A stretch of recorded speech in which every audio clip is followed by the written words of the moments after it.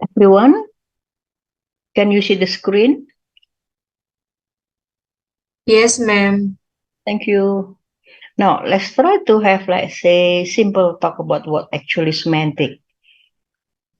Maaf ya, saya terkadang menggunakan bahasa Inggris, kemudian bahasa Indonesia, atau bagaimana? Kita menggunakan bahasa Indonesia secara keseluruhan, atau let's say sometime in bahasa, sometime in English.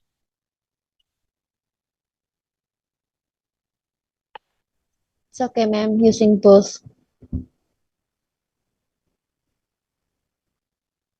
Can you say it once more? Maybe can Boleh use dua-duanya, ma'am. Indonesian or English. It's okay. Oke, thank you. Dua-duanya. Salah dua ya, bukan salah satu ya. Salah dua soalnya dua. Oke, now. I'm sure that at previous level of educations, at undergraduate degree, you know what actually semantic, right? Semantic is the study of meaning. Bahasa Inggris sederhana kan ya? Apa sih yang dimaksud dengan study of meaning di sini?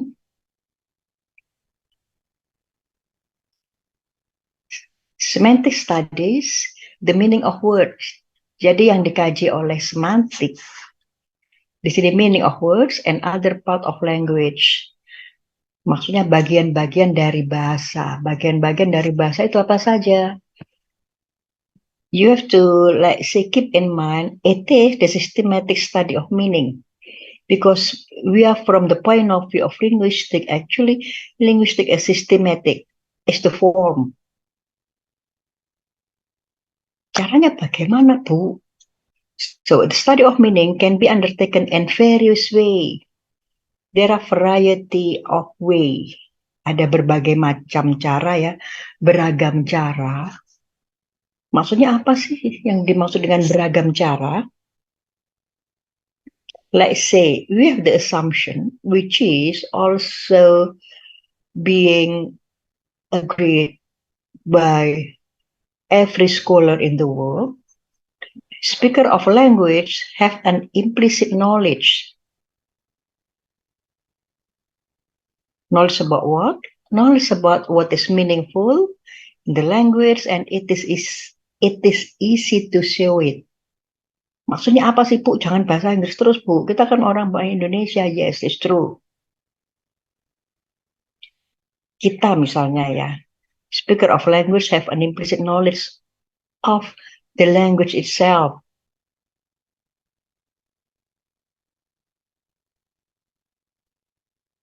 Let's say I heard the news. I heard the news from the radio before the class. There will be a strike tomorrow.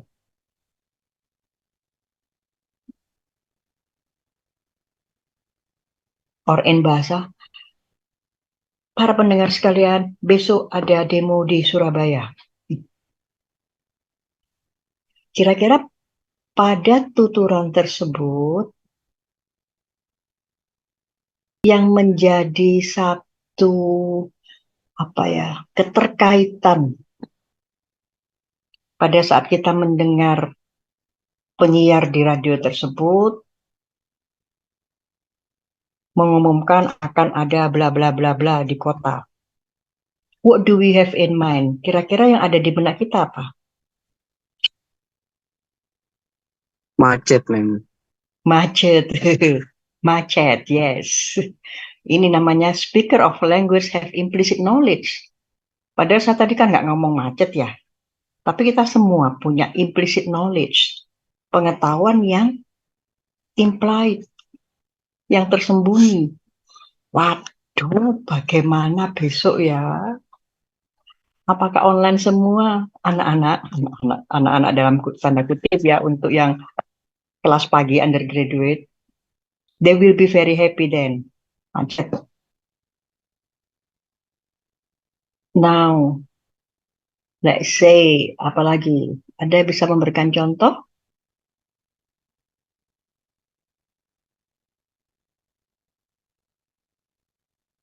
Okay, we will continue later for your example.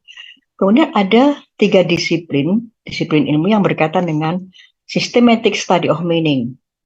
That is psychology, philosophy, and linguistic.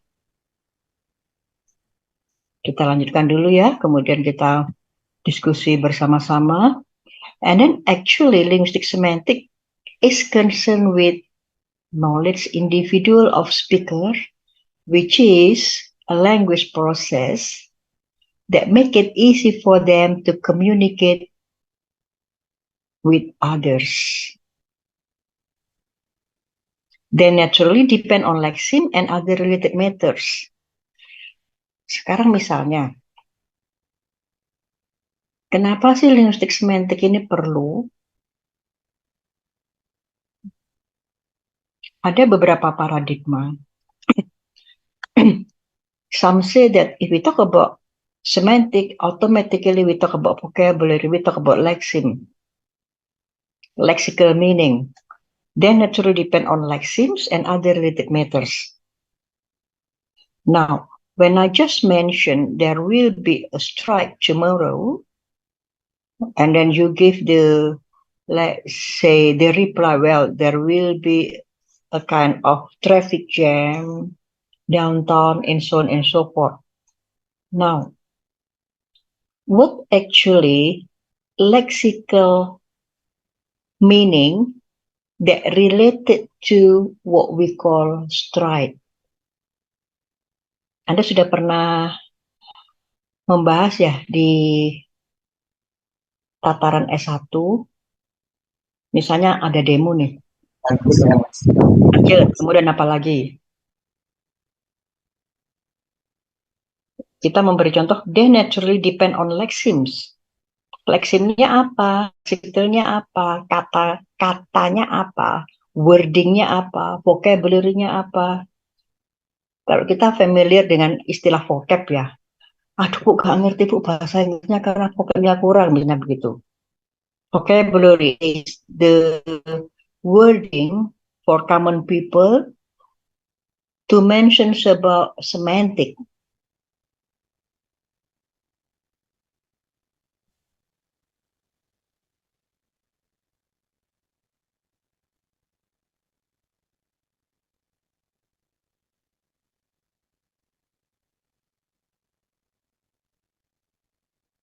And then we continue, we move to what actually language semantic.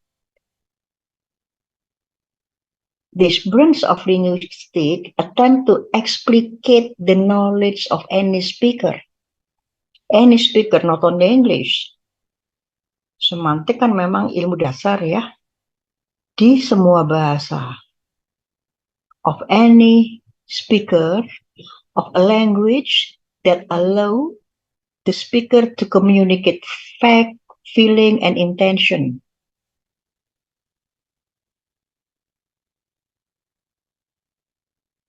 And the product of imagination to the other speakers.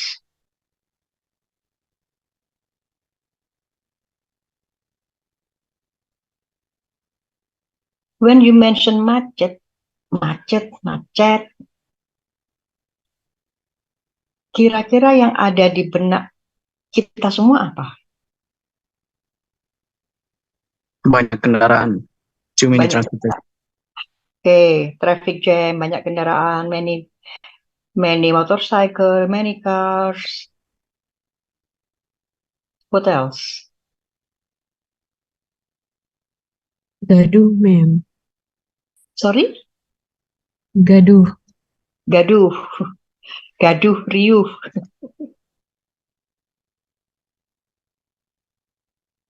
What else? Banyak orang jualan, ma'am. Senang Mbak ya, banyak orang jualan. Sama semua suka snack.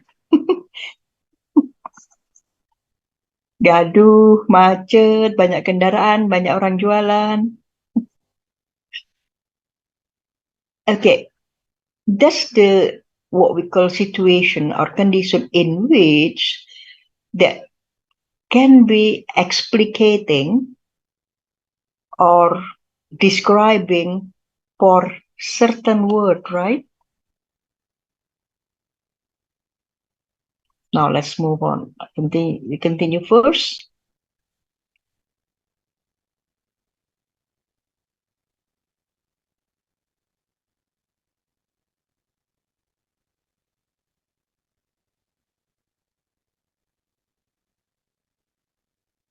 You can do reading first, and then we will try to check what actually the slide about.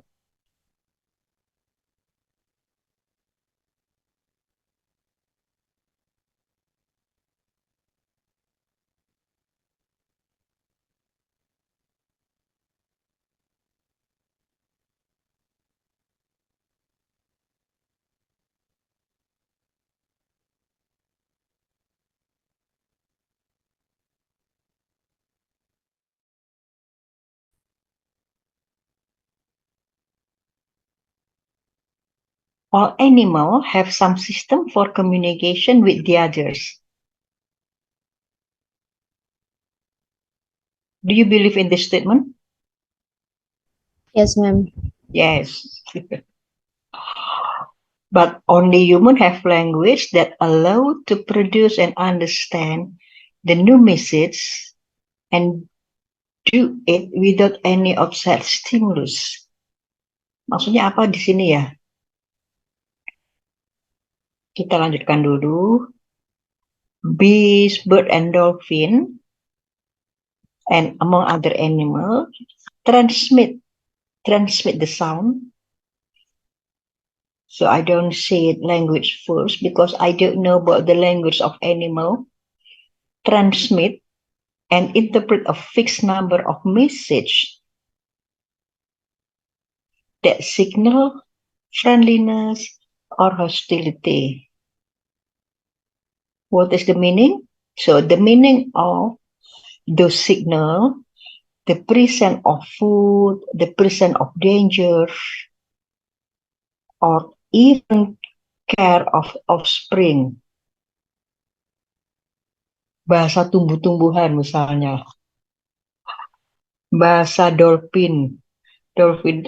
Are you aware or do you know that certain sound of dolphin can be a kind of treatment or curing for autistic children? Anda pernah mendengar? Pernah, ma'am. Ada penelitiannya itu, ma'am. Iya, ada penelitiannya ya. There is, or let's say there are some research mention it that for listening the sound of dolphins, the autistic children hopefully can be cured. Bees and bird,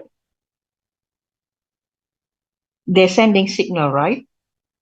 They're sending message, but actually they have their own language.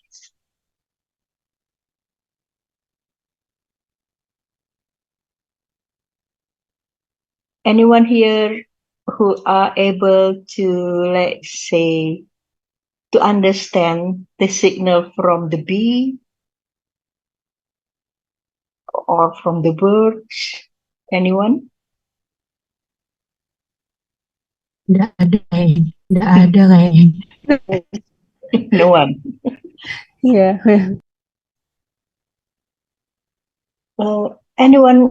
Anyone has parrot? I do. Certain kind of bird, right? Yeah, parrot. Parrot. Yeah. I do, ma'am. Parroting kan ya. Di linguistik kan ada istilah parroting. What is parroting? Kenapa diambil dari kata parrot? Do you understand when the parrot, let's say, send a message to you, Mbak?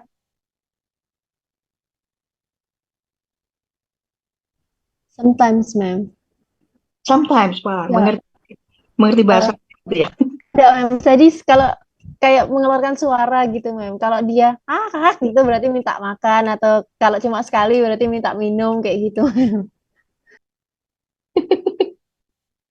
Well, that's interesting. That's interesting, Mbak. Menarik ya. So, they have pattern, right? Anda mengetahui pola. Pola bagaimana pesan tersebut disampaikan kepada pemiliknya, right? How long that have you been with the parrot? More than 5 years. I see. Long life, panjang umur ya parrotnya ya. Iya. Now, actually, there is story mentioning that when you as the owner and then you teach your parrot to say the word even in English. Ada kan cerita ya, kita bisa mengajari parrot tersebut berkata, misalnya satu atau dua patah kata. Have you tried? Pernah dicoba, Mbak? Nggak pernah, Mem. Ya pernah. Nggak Bisa pernah. Cuma memahami kalau dia minta makan, minta ini gitu, Mem. mulai Kalau dari mengajarkan ngomong belum pernah, Mem. bayi kan, sudah 5 tahun, berarti sudah mulai kecil.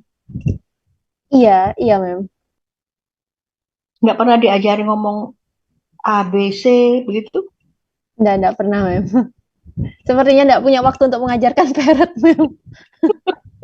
Yes, just kidding. Yes, nggak punya waktu, yes. Running out of the time. Exactly. There is actually research mentioning that what we call the lexical of parenting, kan ada istilah parenting ya. Parenting in bahasa we call membeu. What does it mean? It means that we can teach quote unquote, jadi kita bisa mengajarinya dalam tanda kutip, mengajari dalam arti tidak begini ya parrot. Let's say you mean one word while you are, let's say, walk to certain area in the house, mungkin nggak belajar dalam arti tatap muka seperti ini ya, tapi sambil lalu you mention one word, Anda mengatakan satu kata dulu. Ini kok jadi ngomong tentang parrot ya? Ini membahas tentang parenting, istilah parenting. I will write down somewhere here. What is parenting? Parenting means imitating. Tadi kan dibahas ya, semantik bisa berhubungan dengan filosofi, bisa berhubungan dengan linguistik, bisa berhubungan dengan psikologi. Istilah tersebut digunakan pada sebenarnya pemrograman bahasa pada early childhood. Anybody here who got children? Ada yang sudah berkeluarga? Saya Ada, lagi Mem, Mbak Restu. yang punya parrot tadi, Mem. Oh, enggak apa-apa Mbak. Dicoba Mbak. Duh ini Muhammad Ilham ada di YouTube bisa ngaji Mem. Sudah banyak yang pengikutnya ya, sudah banyak yang subscribe atau like. Parrot bisa mengaji. Mungkin nanti Ilham jadi guru parrot saya, Mem. Guru ngajinya parrot saya. Yes, you can try, bisa dicoba ya. Online. Online or offline. Now, what is parenting? Parenting actually the process of imitating. Kan prosesnya meniru ya. Meniru, mengajar bukan dalam arti tidak mengajar seperti ini ya. It's difference between, let's say, bee, birds, and human. Of course, it's different. So, thanks to God. Jadi bersyukur ya kita diciptakan sempurna oleh Yang Maha Pencipta.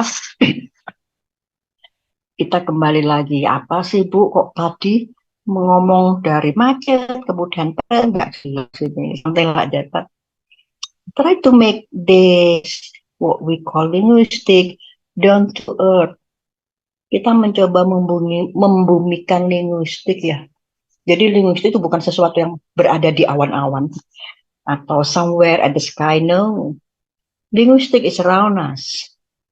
Kok Anda perhatikan, kita dikelilingi oleh data linguistik. Semuanya bisa kita gunakan sebagai sumber data untuk penelitian. Misalnya kita kebetulan topik hari ini tentang semantik. Sangat kaya sekali semantik. Semantik ilmu tentang meaning, ilmu tentang arti. Arti apa? Arti parrot, arti cinta, arti macet, arti lelah.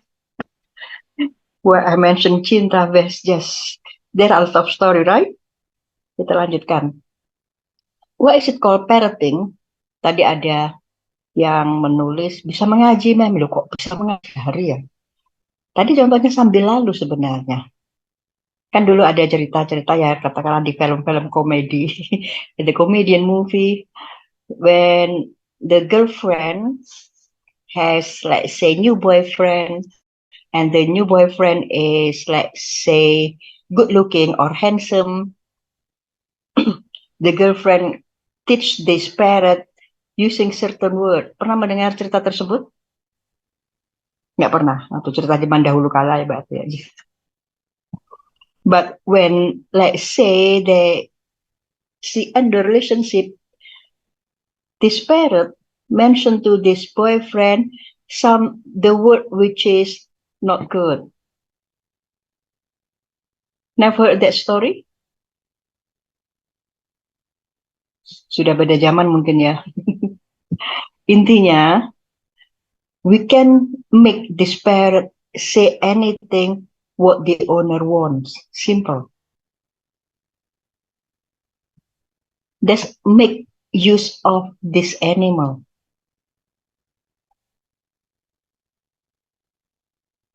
Misalnya tadi pada dolphin. Loh, dolphin kan bisa digunakan untuk treatment, yes. Ada beberapa riset tentang dolphin. Kenapa dolphin bisa digunakan untuk curing atau proses penyembuhan anak autis atau siswa autis?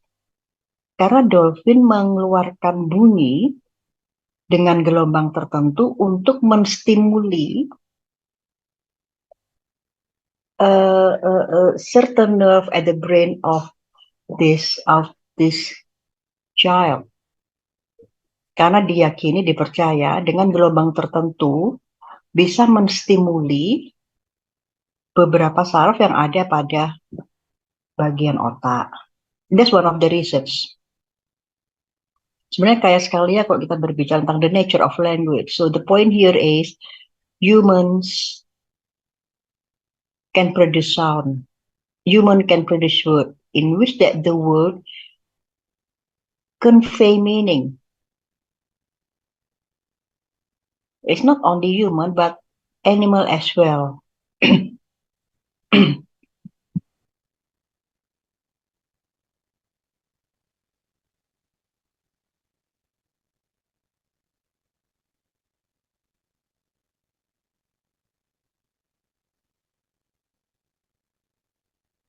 So, what actually demonstrating semantic knowledge? Let's say, we all Indonesian, right? Kira-kira ada berapa kosakata yang Anda ketahui? Who will answer it?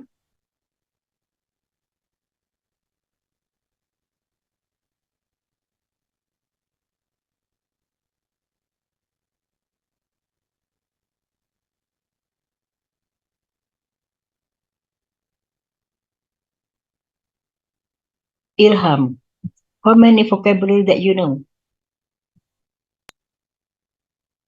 Maybe a couple of thousand. Ilham, Ribuan ya. you are from Ribuan. Indonesian or English? Can you say it again, ma'am? Dulu In pada saat undergraduate, pada prodi S1, English from English department. English literature, yes, ma'am. Okay, let's say you studied English so far. How many English word that you know? I think not more than my native language. Probably just 1,000, maybe. 1,000, maybe. 1,000, 1,000, 2,000. I don't know exactly, ma'am. But Okay, not more than my native. not more than the native language. That is bahasa, right? Are you sure? Okay, thank you for the response. I would like to invite one more participant. Restu. Yes, ma'am. Kira-kira ada berapa kata yang sudah dikuasai? Tidak pernah menghitung secara pasti, ma'am. Ya nggak pernah dihitung ya. Iya.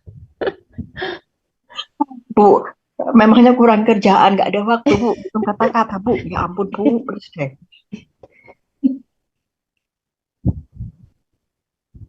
Sepertinya jawabannya juga sama seperti Ilham, Mem.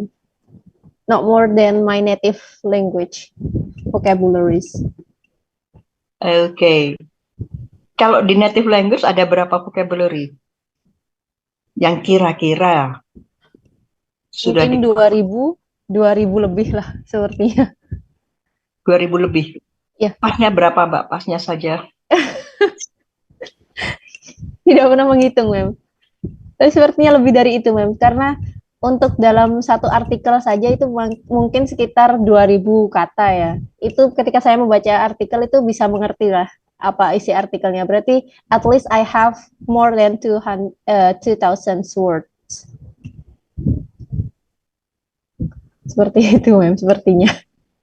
Okay, thank you for the response. Well, this is actually a kind of kidding. Sebenarnya sepertinya guyon, tapi mengandung makna tertentu ya. Iya, Mem. To demonstrate semantic knowledge, the speaker must have a vocabulary and know how to pronounce every item and how to recognize its production by other speaker. Ini kan sangat simpel ya sebenarnya ya. Sama pada saat kita semua belajar bahasa asing, sebenarnya saya itu tahu loh Bu, ngerti, tapi ngomongnya tuh nggak bisa. Begitu kan ya pada awal-awal belajar semua bahasa asing, tidak hanya bahasa Inggris, bahasa Korea, bahasa Jepang. Iya, Mem, betul. Betul Nggak kan pede, ya? Mem. Nggak pede. Sebenarnya bisa Bu, cuman nggak bisa keluar. Loh.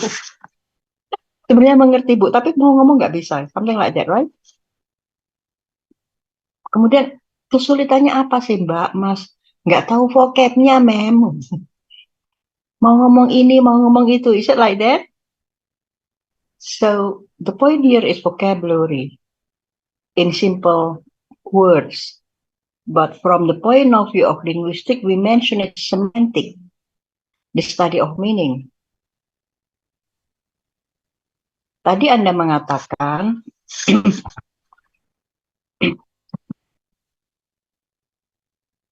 it's not as much as my own native language. That's true. It's fairly easy to show that the knowledge of speaker have about meaning in their own language. Loh, Bu, kalau bahasa saya sendiri ya tahu, Bu. Nah, tadi pertanyaan, kira-kira ada berapa vocabulary, berapa lexicon? Ya nggak pernah ngitung, Mem. Memangnya kurang kerjaan, Mem, ngitung, Mem. Now, what is the point here? Ini kita mencoba melihat secara holistik ya.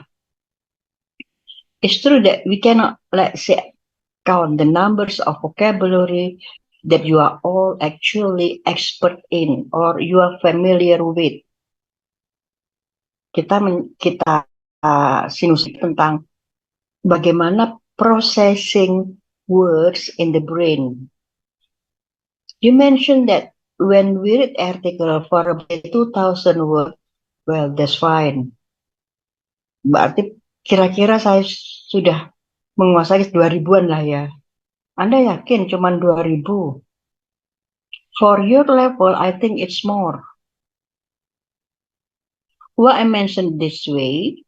Because when you are able to read and like say understand a certain text, which is article in this case, scientific article, it means that the brain is processing the word that you have already read and then what we call giving the response. But when you do reading other articles or let's say another article, you will have the same activity. What is the point here? I would like to say that actually you have more than 2,000 vocabulary, 2,000 lexical that actually you own, that actually you know. First, it is let's say the product of the previous education, let's say at the undergraduate degree. Maaf saya kadang bahasa Inggrisnya agak cepat ya, bisa ditulis di kolom komentar. I will try to repeat or answer the question. I will continue before I forget. Kenapa saya katakan sebenarnya kosakata yang Anda semua miliki lebih dari 2000, more than that of course. 2000 itu kan satu artikel ya. Duh, kok Ya, bisa ma'am. tahu, Mbak? Duh, Mbak, pinter banget ya, Mbak. Nah, this is actually what you feel, right? Feel quote unquote. Itu yang kita rasa, itu yang Anda rasakan. Tapi kita coba, Anda mencoba misalnya membaca artikel yang lain. Consists of more than 2000. If you still able to understand, or let's say you still open up dictionary, because there's article in English, fine. So it means that you are at the level in which that your vocabulary body, ada istilah itu beda lagi sebenarnya, tapi karena kita mencakup tentang yang namanya vocab, itu sebenarnya banyak sekali bahasanya. Kita melihat dari berbagai perspektif. Di sini karena respon Anda tentang artikel, we talk about the body text. The body text of article is about, let's say, 2000, right? In the abstract, we have 250 words, and then the article length is about 2000 until 2500 words. Those are vocabulary actually produced by certain, let's say, certain author in which that our brain can chew, quote unquote, mencerna.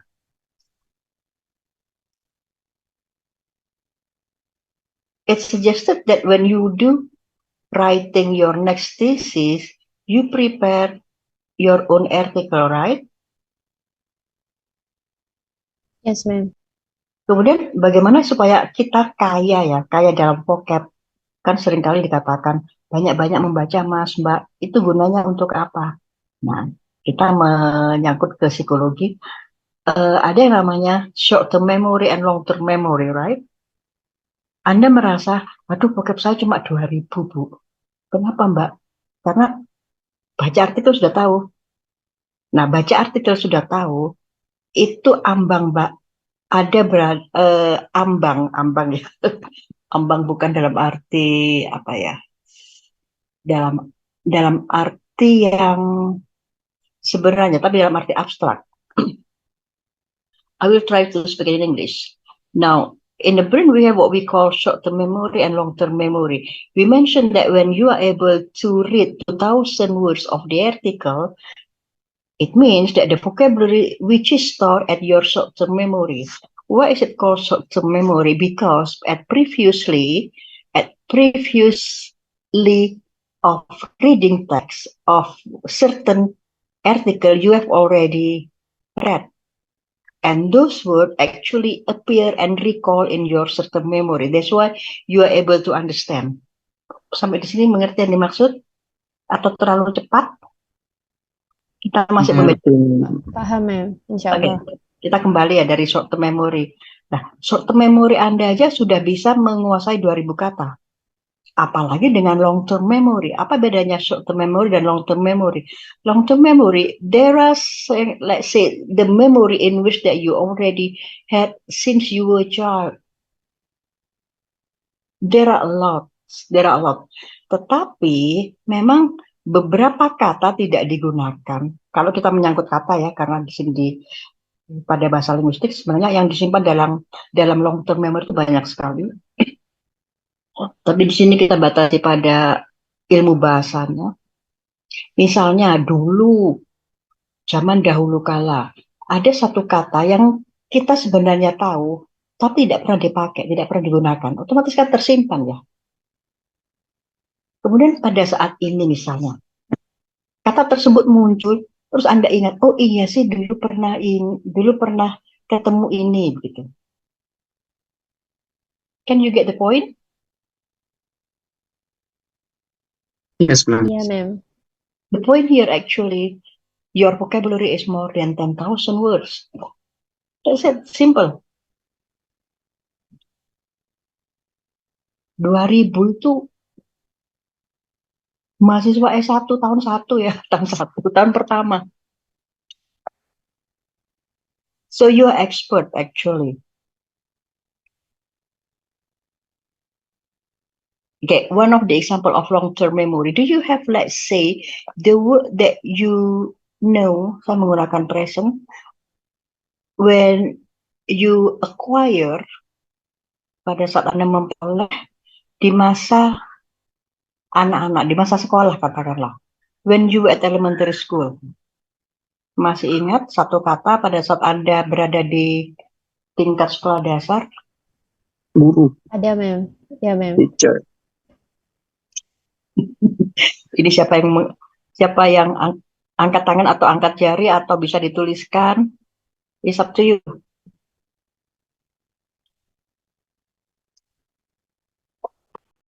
There is one chapter. Book. Wow.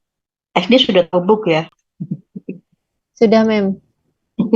Ada di iklan, mem, soalnya, mem. Guru. Waduh. Ilham, ini guru dari TK atau dari SD? TK. TK atau playgroup? Dulu sudah ada playgroup. Playgroup, apa itu? Playgroup? Playgroup itu sebelum TK. Oh, PAUD, PAUD. PAUD ya, katakan sekarang PAUD ya.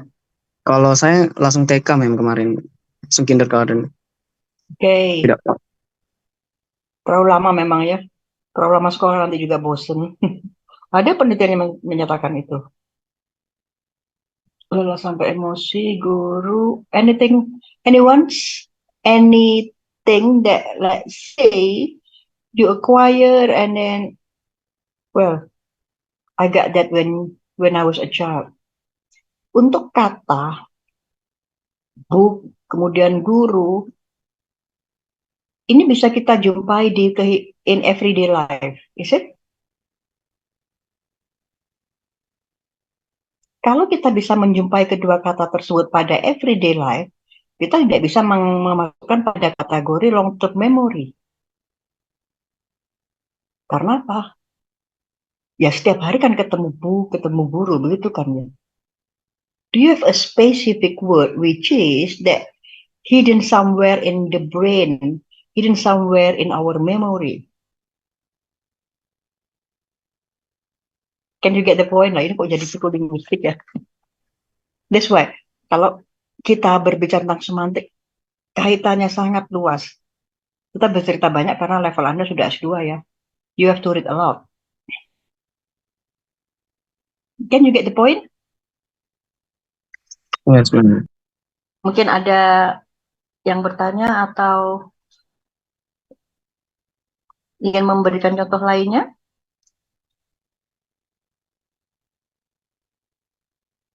Reservoir. Jihan. Can you tell a bit about this?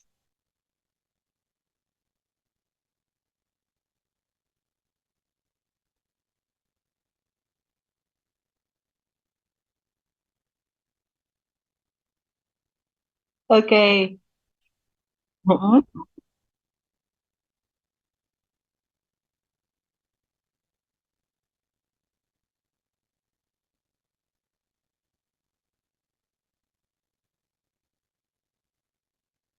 Oke, jadi ketemunya pada saat bersekolah di SD atau SMP atau SMA begitu ya. Tapi sekarang nggak lupa-lupa ingat artinya apa begitu kan ya. Karena memang tidak digunakan. Is it? Simple.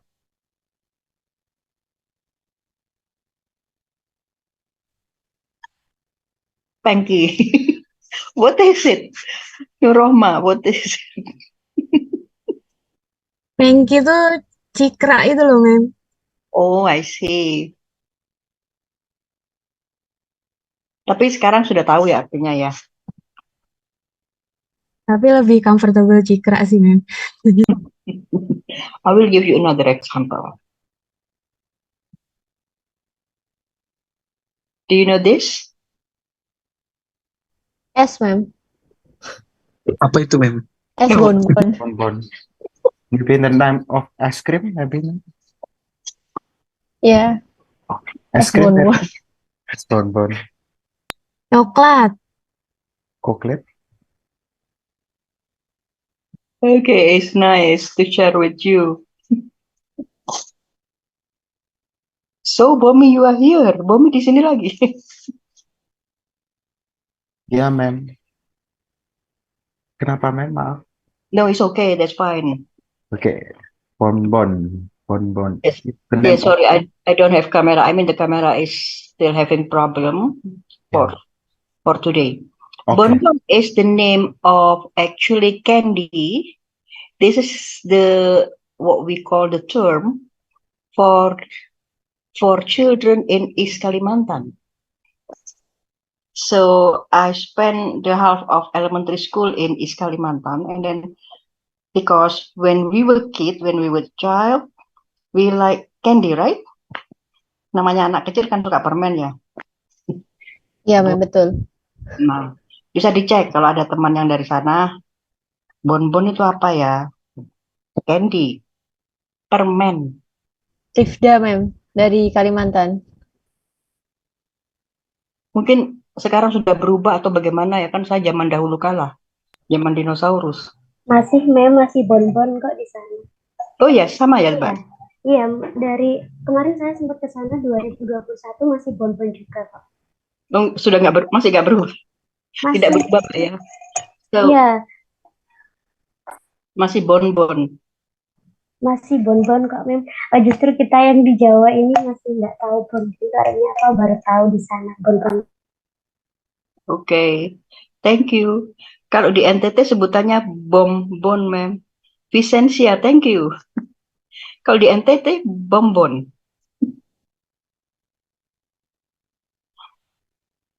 So, this word, itu ya, kekayaan kata dari sudut pandang linguistik.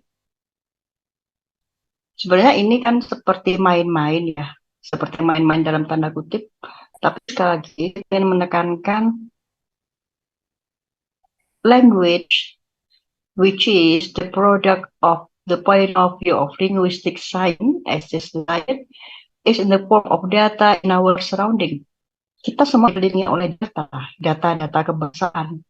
Apalagi sekarang kan fenomena tahun politik ya, wah banyak sekali data yang beredar. Data dalam tanda kutip ya, bukan data-data apa, data dalam arti kebahasaan. Coba Anda cek, katakanlah sosial media, banyak istilah-istilah atau bahasa-bahasa atau katakanlah kutipan-kutipan yang boleh dikatakan menarik ya, menarik dalam tanda kutip. Ada yang mengatakan kekinian, ada yang mengatakan lucu, ada yang mengatakan lucu-lucuan. That's interesting. That's what we call the phenomenon of linguistic. Okay, now we will almost five. I will stop first. Do you have any questions?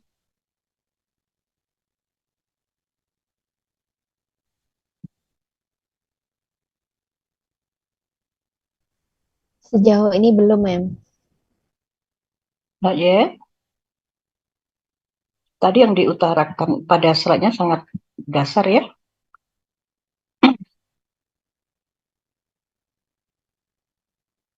I will not give the example in English because we are not from English. We are not in English department.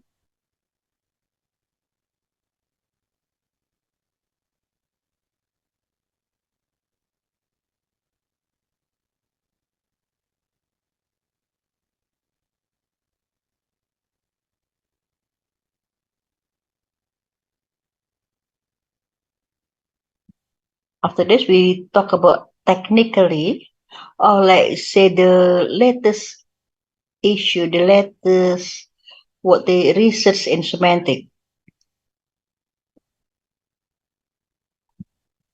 At the previous level of education, we have what we call synonym, antonym. Kita sudah tidak membahas itu lagi ya. Kan pada S1 sudah dibahas apa itu sinonim, antonim, kemudian let's say the opposite statement, no. But we try to have the perspective of research in semantic.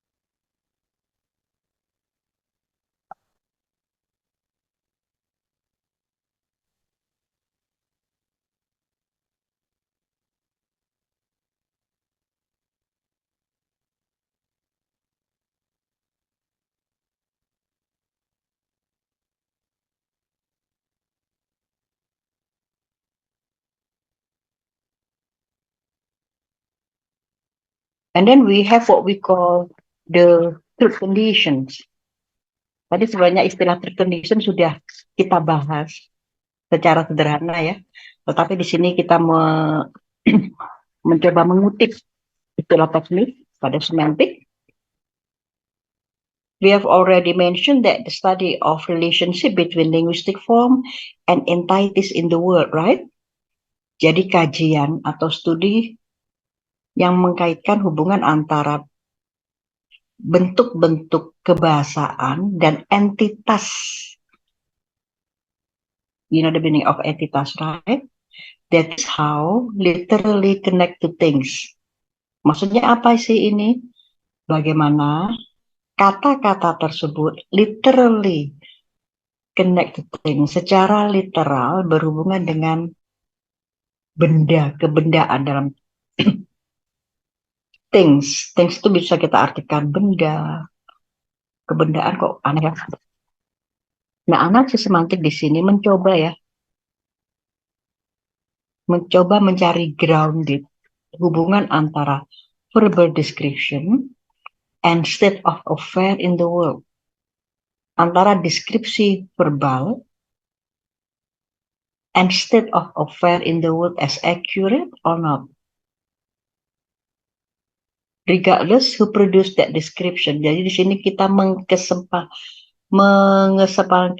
is it? Regardless, bahasa Indonesianya apa ya? Mengesampingkan, Mem. Yeah, that's it. Sudah agak sore. Kita tidak melihat subjek yang menyatakan atau memproduksi siaran tersebut. Tapi kita menitik beratkan pada apa sih yang dihasilkan oleh subjek tersebut. Nah, ini truth condition. Kalau kita berbicara tentang semantik, Anda pasti mendengar istilah truth condition of proposition expressed in a sentence. Maksudnya apa? This proposition generally correspond to the basic literal meaning of simple clause. Tadi sudah kita bahas. Proposisi biasanya berhubungan dengan literal meaning. Tadi misalnya guru artinya, bonbon artinya, walaupun itu bahasa daerah ya, tapi mempunyai arti pada simple clause.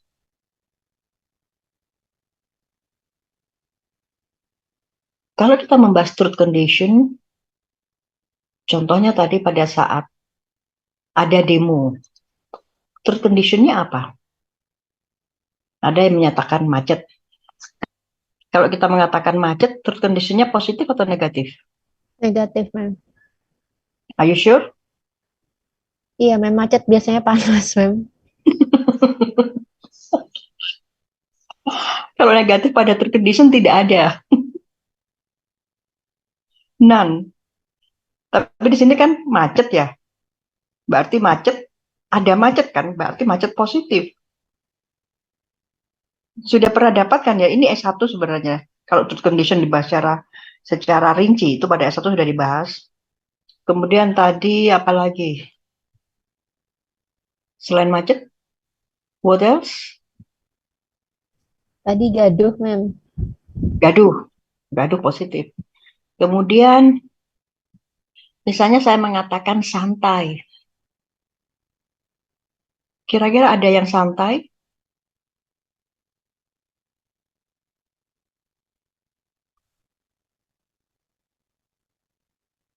Tidak ada. Dalam asumsi tidak ada santai negatif. Third condition, the condition which is true. Kondisi sebenarnya di sana. That's what we call third conditions. Semantic also concerned with the truth condition of proposition expressed in the sentence. Jadi kajian semantik berkaitan dengan truth condition, kondisi sesungguhnya ya, yang diekspresikan pada kalimat tersebut. Okay, this is the very basic. Kemudian kita sedikit membahas tentang pragmatik untuk apa? Untuk mengontraskan. Kalau pada semantik, kita tidak membahas subjeknya, begitu kan ya? Tapi pada pragmatik kita lihat the four area that pragmatic concern with the study of speaker meaning. Is it? Yes, but pragmatic is the study of contextual meaning. How more get communicated than is said. Maksudnya apa ini, Bu? Saya bukan dari jurusan bahasa Inggris. Kita kontraskan dengan semantik. Kenapa? Kalau pada semantik kita tidak membahas subjeknya, tetapi pada pragmatik kita membahas meaning in context.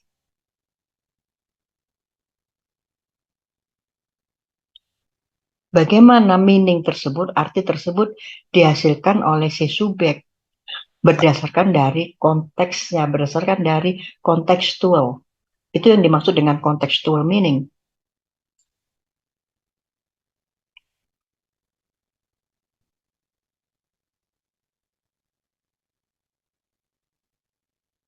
So that's why it is mentioned that pragmatics concerned with the study of meaning communicated by certain speaker or writer, and then interpreted by listener or reader. Beda ya. Kalau pada semantik hanya pada meaning itself, tapi pada pragmatik the study of meaning as communicated by speaker. Karena apa? Yang dimaksud adalah meaning in context, contextual meaning.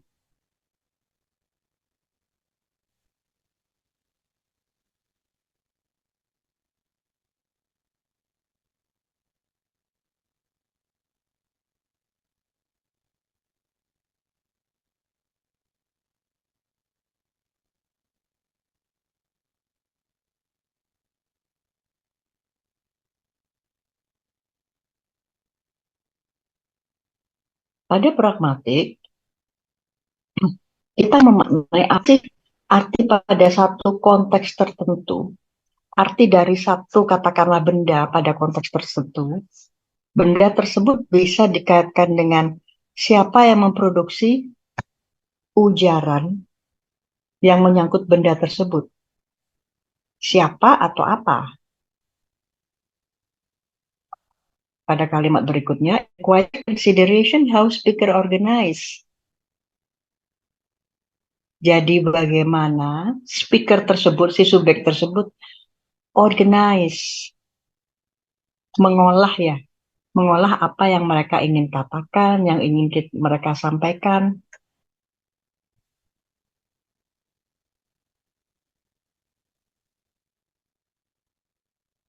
Sehingga apa?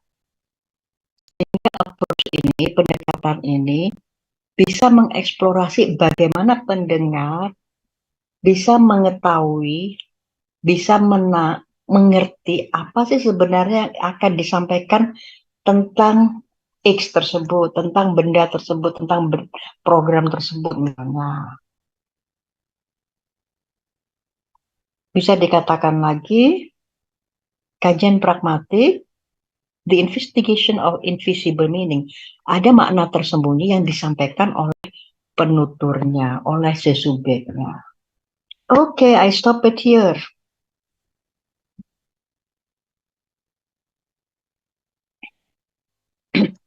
Would you please write down your question at the chat box?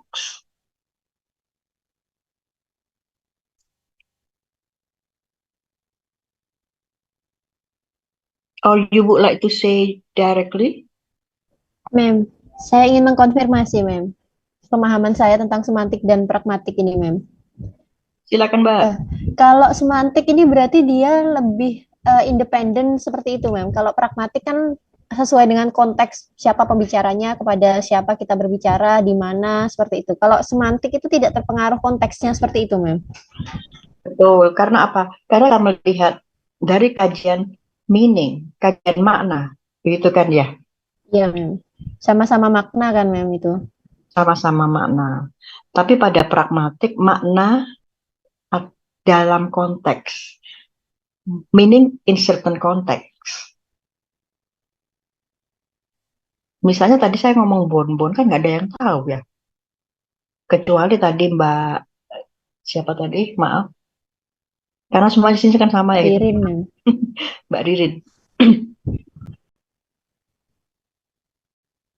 Uh, what else? What else? Let's say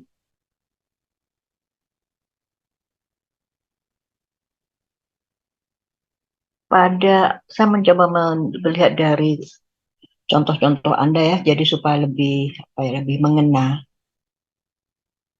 Restu di sini ada memberikan contoh, menuliskan book misalnya.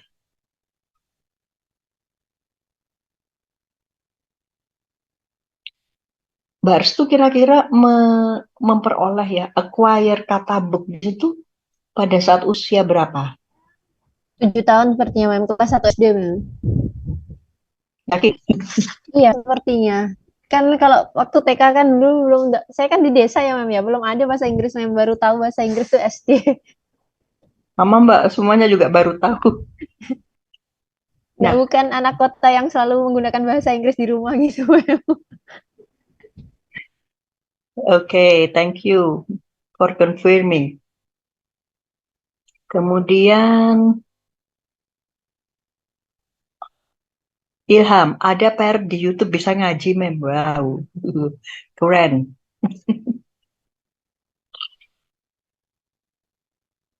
Sudah dilihat YouTube-nya ini,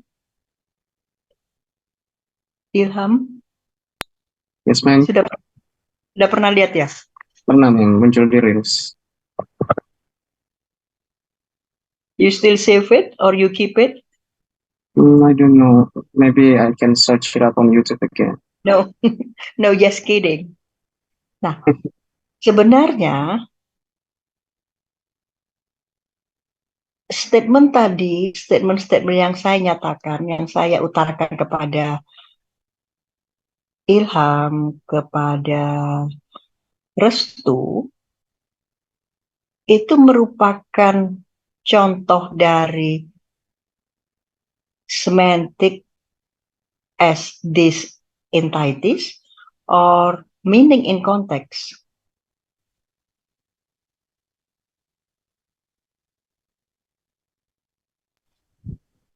Sepertinya semantik, Mem. Sepertinya. Oke, Karena tidak ada konteksnya kan, Mem. Kecuali sedang membahas tentang topik apa, kemudian buku itu terkait dengan topik itu baru pragmatik. Betul seperti itu, Mem. oke. Kalau ada per di YouTube, bagaimana?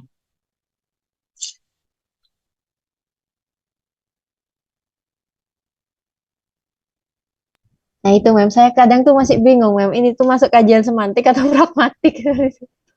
Karena itu kita bahas sama-sama ya. Iya, Mem. Untuk lebih jelasnya, study of words itu semantik kan ya. Ya sudah, kita mempelajari kata sebagai bagian yang lepas, sebagai bagian yang autentik. Nah, the ending is we can find it at dictionary. But let's say in this context, nah saya tidak bisa mengalihkan atau menghindar dari kata konteks ya. Karena konteks kita kan sekarang di kelas virtual. Kenapa kok saya tiba-tiba tanya ke Mbak Restu, Mbak Restu, begini dapatnya dari mana ya? Loh, Bu, kok gitu ya tanyanya? Misalnya begitu. So, this is the context, right? Iya, Mem. This context. Actually, we cannot separate certain word from context. Tadi kalau kita membahasanya semantik, kayaknya gampang ya. Tapi pada saat kita kaitkan dengan pragmatik, aduh gimana ini ya, bedanya apa? So we try to see the context. Kalau pada kajian semantik murni, misalnya tadi, macet anak-anak, kalau kita mendengar kata demo misalnya, macet Bu, panas Bu, banyak orang jualan. Kemudian kira-kira ada yang santai, ada yang santui.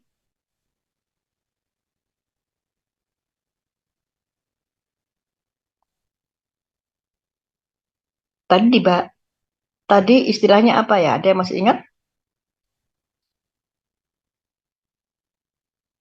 Implicit knowledge. Implicit knowledge itu beda lagi. Nanti itu dibahas lebih lanjut di pragmatik sebenarnya implicit knowledge, implicature. Truth condition.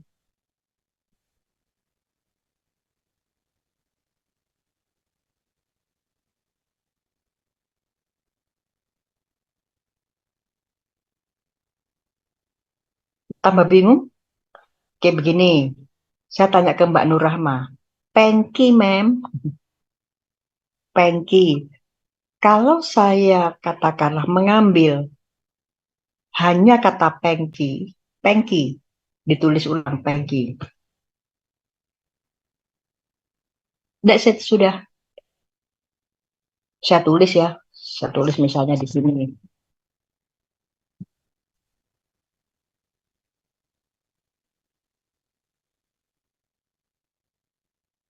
Tanpa mem, pengki. If you're from, let's say, other part of area in this island, you don't know yet, right? Kalau kita berasal dari luar Jawa kan, apa ya ini? Begitu kan ya? Saya kan hanya menuliskan satu kata, pengki.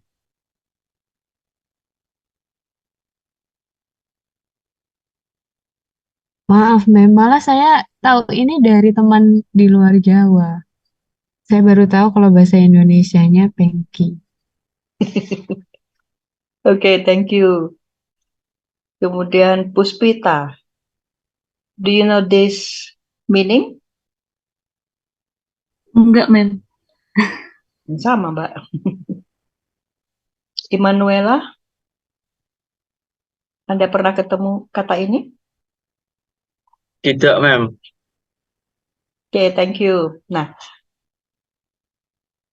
dalam tataran ini, kita akan melihat dari sudut pandang semantik. This is the loose word. Ini kan kata yang berdiri sendiri lah ya. Katakanlah asing bagi yang tidak pernah mendengar atau melihat atau membaca. Nah, kita mengkaji pada tataran semantik. Begitu ya. Study of meaning, kajian arti. Kemudian teman Anda mengatakan dada dada dada dada. So we know it.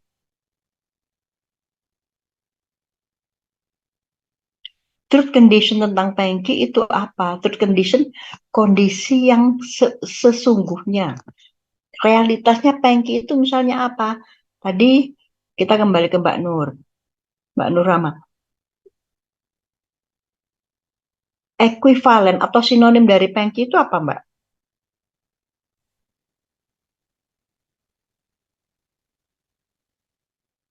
Cikra. Ya. Cikra kan ya? Alat untuk mengambil kotoran waktu menyapu. Nah, itu sudah ada definisi kan ya. Pengki, cikra, alat untuk katakanlah untuk mengumpulkan beberapa bagian yang sudah dibersihkan, begitu kan ya. Itu sudah masuk ke definisi. Nah, kalau kita membicarakan ini maknanya apa, definisinya bagaimana, that's what we call the point of view of semantic. Cukup jelas ya? Oke, sekarang tolong berikan contoh. Anda biasanya ada rehat atau langsung keluar? Maksudnya langsung sampai jam 6? Sampai jam 6 langsung Mem biasanya, Mem. Langsung, oke. Ya, Mem. Begini, ini ada berapa? Let's say 21. Kita bagi menjadi 5 kelompok ya, supaya agak besar. Masing-masing dari kelompok, Anda membagi anggota sendiri. Tolong Anda berikan contoh kata pada kajian semantik, kemudian kata pada kajian pragmatik. Simple. 10 minutes maximal. Maksimal. Mm-mm. Iya, betul.